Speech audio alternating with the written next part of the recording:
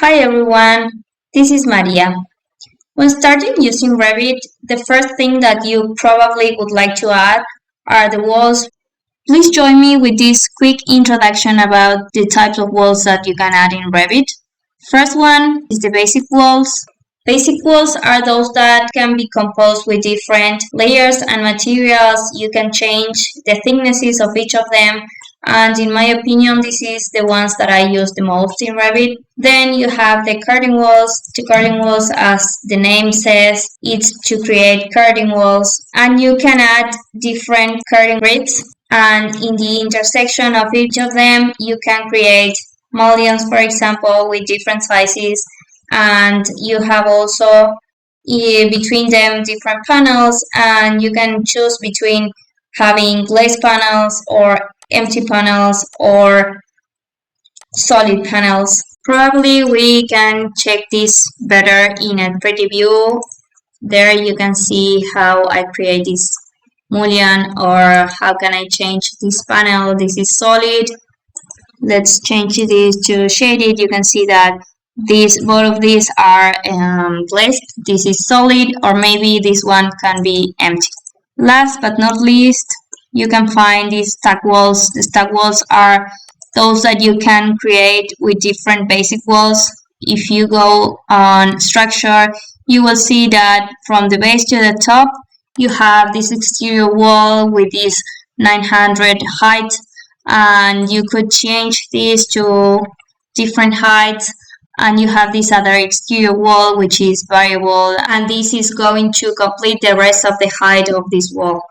Alright, so I'm going to create a new wall, and to do that, go to architecture and click on the wall option, and you will see that there are many of options to draw this wall. You can draw a line where you can drag this just like this, or you can create a room of walls, for example, or different shapes, arcs, and in this case I'm going to use this option, which is the big line.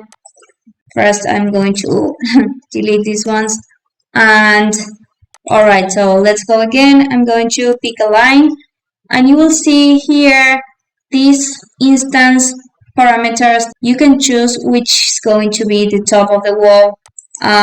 It's going to be the level 2 or maybe the level 3, or you can choose unconnected and change this to a custom height, for example 4000, and you can choose where you're going to locate the axis of the wall. I'm going to choose for face exterior. You could add an offset or just leave it this way. So I'm going to choose this line. Let's click here and see that this wall is created. You can change some data on it. You can add comments as we saw in another video. You can change this mark, or you just can change the height of it.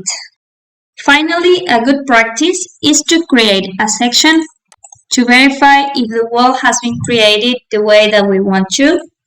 So let's create a section, go to view, and we're going to see that this wall is going from level 1 to level 2 and beyond, because it has an unconnected height of 4000.